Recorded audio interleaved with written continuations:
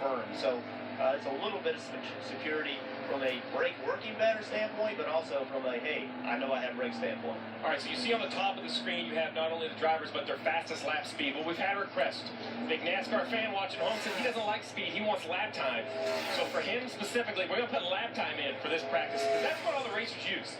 Everyone talks about speed, Rick, but really, I couldn't tell you what the average speed is at Pocono, because forever, we want to know how much speed we need to pick up. We always refer to lap time, hundredths of a second, thousandths of a second, and you see how close these lap times are.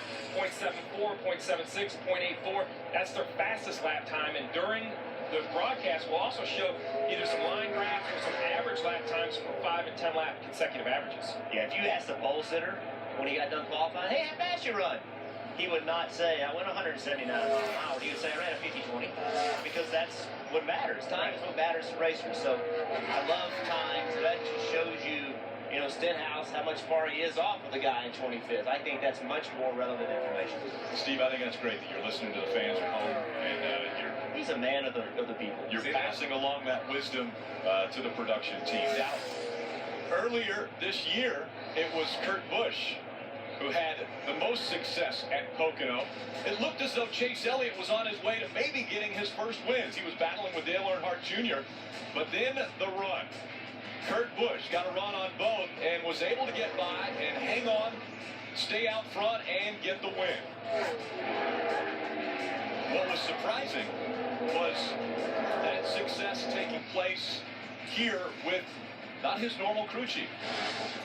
And it was a difficult call, because you remember, once Kurt Busch got into the lead in front of those two other Hendrick cars, they had to play the fuel strategy, trying to figure out how to play the fuel strategy. And Tony Gibson hasn't been the only one, and now Rodney Childers. This is a list of all the crew chiefs that have had that lug nut violation. You see a variety of names on the list. I don't feel that's going to be the end of the list. I think this is something we're going to continue to see. It's a little unpopular with the crew chiefs, but I don't know how else you can really do it. And the reason for this is one of the reasons. We'll flash all the way back to 2008. The wheel came completely off of Brian Vickers, number 83. And in retrospect, they looked at it. All the lug nuts were tightened.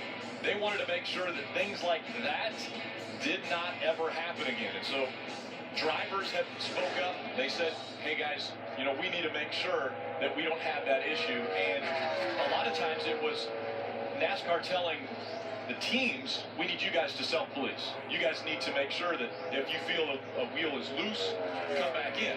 Well, the drivers decided, no, we don't want that. Yeah, the drivers just, listen, they did not like the fact that teams were intentionally putting 3 to 4 lug nuts on, and then there was no question there were looser wheels with that rule that way. In my eyes, the rule is the rule, and I thought, the teams, honestly, even today, the teams were responsible for it. The teams have to get the lug nuts tight. When the lug nuts weren't tight before, the penalty was you had to pit. Now the penalty is you lose your crew chief. Right. So it's, maybe there's some way in between that ultimately we can get to, and there can be a rule where a crew chief's not suspended for something that he didn't cause. But ultimately, he has to be the one responsible. But that is a big penalty. Let's go into the garage. Mike Massaro. Hey, guys, Tony Gibson served his penalty, took on that responsibility, but he is back this weekend. Unfortunately, though, has not been all that satisfied with the performance of the race car. It is the same race car they won with here back in June, but as Gibson pointed out to us a little bit earlier this weekend, he said, look, the temperature of the racetrack, quite a bit different than it was in June. Remember, it rained, it was much cooler. He said track temps were closer to 80 degrees. This weekend, closer to 100 degrees. So that's had an effect on the race car. After practice yesterday, kind of a light moment between crew chief and driver. Kurt wasn't all that happy with the speed, but said, hey, Gibby, go have a lucky hot dog. We got hot dogs cooking out there. Remember, Gibson's on a very strict diet right now, losing lots of weight, working out with Jimmy Johnson. He said, look, I'll have that hot dog, but it better work. Better bring us some good luck. Right now, they're in the top 5 in the speed charts. They're finding speed. And again, today it's not all about one lap for speed. It's consistency, continuing to keep that speed up. And so we have the best 5-lap average. Denny Hamlin, Kyle Larson, Jimmy Johnson, the top 3.